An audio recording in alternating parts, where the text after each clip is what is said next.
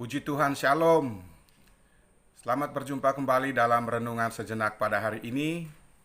Renungan Sejenak pada hari ini saya ambil dari kitab Kejadian pasal 5 ayat 22 hingga ayat yang ke-23. Demikian bunyi firman Allah. Dan Henokh hidup bergaul dengan Allah selama 300 tahun lagi. Setelah ia memperanakan Metusalah, dan ia memperanakan anak-anak lelaki dan perempuan. Jadi Henokh mencapai umur 365 tahun. Dan Henokh bergaul dengan Allah, lalu ia tidak ada lagi sebab ia telah diangkat oleh Allah. Judul renungan sejenak pada hari ini adalah bergaul dengan Allah. Bapak Ibu Saudara yang dikasihi oleh Tuhan, lingkungan di mana kita tinggal, di keluarga mana kita dibesarkan, dengan siapa kita bergaul, itu sangat mempengaruhi perilaku kita, atau sikap kita, atau integritas kita.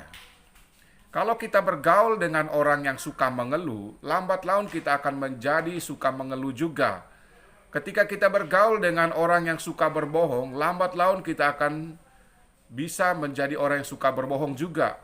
Kalau kita suka bergaul dengan pemabuk, orang-orang yang suka mengkonsumsi narkoba, lambat laun kita akan mengkonsumsi narkoba atau menjadi pemabuk. Kalau kita suka bergaul dengan orang yang suka merokok, maka kita juga lambat laun akan menjadi suka merokok juga. Kalau kita memperhatikan firman Tuhan di dalam 1 Korintus 15 ayat 33, Rasul Paulus menulis surat kepada jemaat di Korintus, dia mengatakan, "Janganlah kamu sesat. Pergaulan yang buruk merusak kebiasaan yang baik." Jadi, pergaulan seseorang itu akan mempengaruhi bagaimana perjalanan hidupnya. Ketika seseorang bergaul dengan orang sukses, maka ia akan bisa menjadi orang sukses. Henokh dikenal sebagai pribadi yang memiliki pergaulan yang akrab dengan Tuhan. Akibat pergaulan yang akrab dengan Tuhan, kita melihat di sini dicatat bahwa Henokh terangkat ke sorga. Dalam Ibrani 11 ayat 5 di situ dikatakan, karena iman Henokh terangkat supaya ia tidak mengalami kematian, dan ia tidak ditemukan karena Allah telah mengangkatnya. Sebab sebelum ia terangkat, ia memperoleh kesaksian bahwa ia berkenan kepada Allah. Jadi di sini ada alasan mengapa Henokh terangkat ke sorga tanpa melalui kematian. Dikatakan karena iman Henokh terangkat. Kemudian di sini juga dikatakan karena ia berkenan kepada Allah. Jadi ada alasan-alasan mengapa Henokh terangkat ke sorga tanpa harus mengalami kematian. Jadi betapa pentingnya kita bergaul dengan Allah. Kemudian karena pergaulannya dengan Allah, Henokh mengalami rasa takut akan Tuhan. Dan akibat rasa takut akan Tuhan, melahirkan banyak keuntungan di dalam kehidupannya dan juga dalam kehidupan kita. Yang pertama, takut akan Tuhan membuat kita takut untuk berbuat dosa. Amsal 8 ayat 13 itu dikatakan, takut akan Tuhan ialah membenci kejahatan. Aku benci kebohongan, kecongkakan, tingkah laku yang jahat, dan mulut yang tipu muslihat. Jadi, rupanya takut akan Tuhan ini memproduksi hati yang membenci dosa.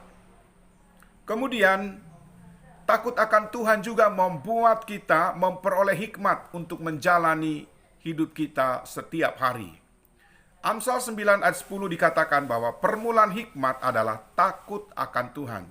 Jadi kalau kita merindukan bahwa Tuhan memberikan kepada kita hikmat dalam menjalani kehidupan kita setiap hari, maka rumus yang diberikan oleh Tuhan kepada kita adalah hiduplah takut akan Tuhan.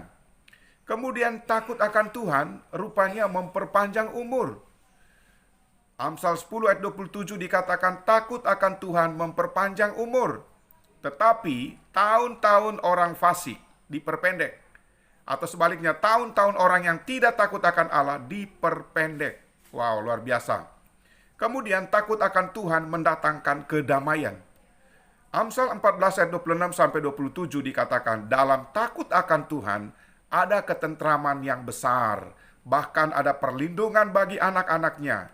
Takut akan Tuhan adalah sumber kehidupan, sehingga orang terhindar dari jerat maut. Jadi di situ dikatakan bahwa ternyata takut akan Tuhan itu mendatangkan ketentraman, ketenangan bagi jiwa, kemudian perlindungan dari Tuhan bagi kita, dan menjadi sumber kehidupan bagi kita semua, dan membuat kita terhindar dari jerat maut, Bapak Ibu. Jadi ini yang dikatakan oleh Tuhan kepada kita pada hari ini. Mari kita membangun kebiasaan bergaul karib dengan Tuhan dalam kehidupan kita setiap hari.